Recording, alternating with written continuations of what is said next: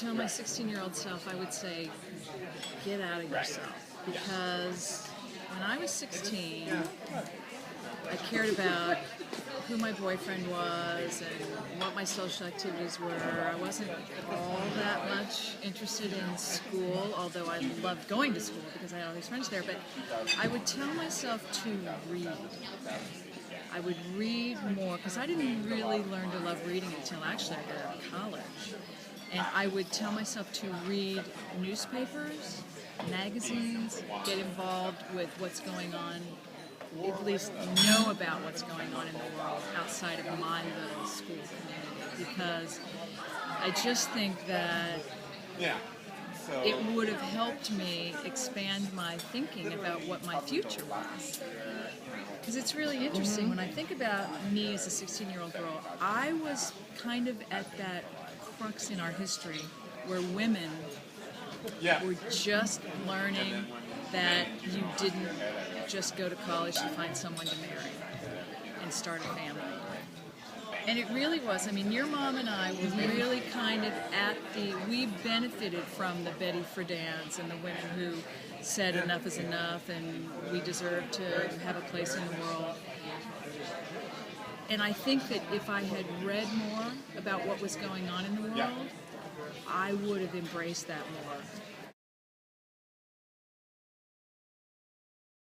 I really do think that there are two kinds of people in the world: those that need the security of knowing what they're going to do for the next 5 years, and those that don't need that security because they're secure enough in themselves that they're willing to let whatever comes into their life determine what their future is going to be. And I found out, not that early, but I found out that I'm more flexible in nature. And in fact, one of the reasons that I didn't like practicing law is that I looked at that office and I thought, I'm coming into this office every day for the rest of my life.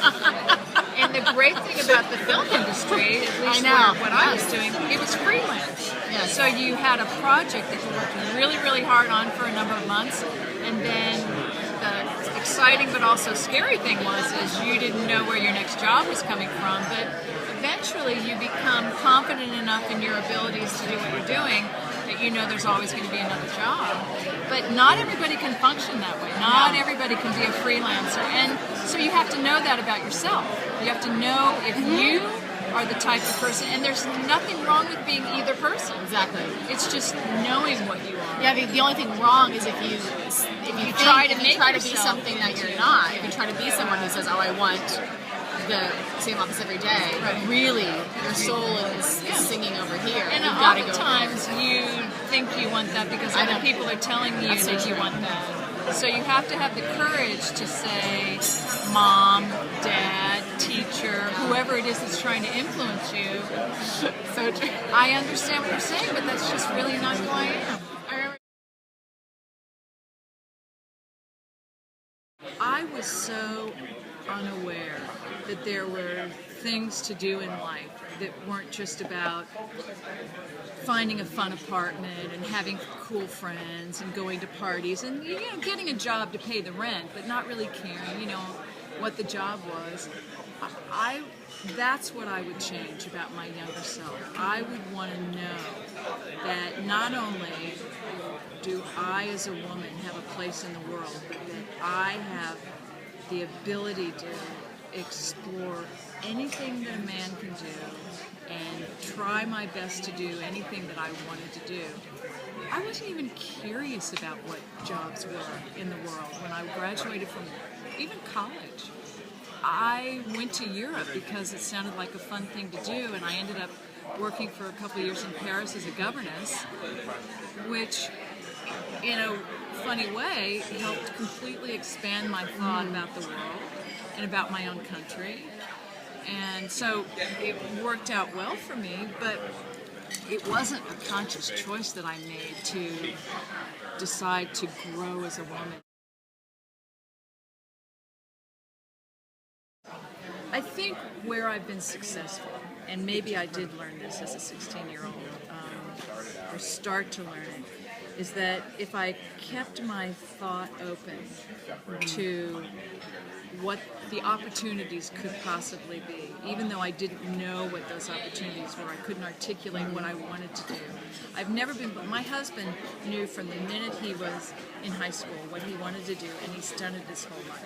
He's passionate about cinematography and filmmaking and photography. And I didn't have that luxury of knowing passionately what I wanted to do with my life.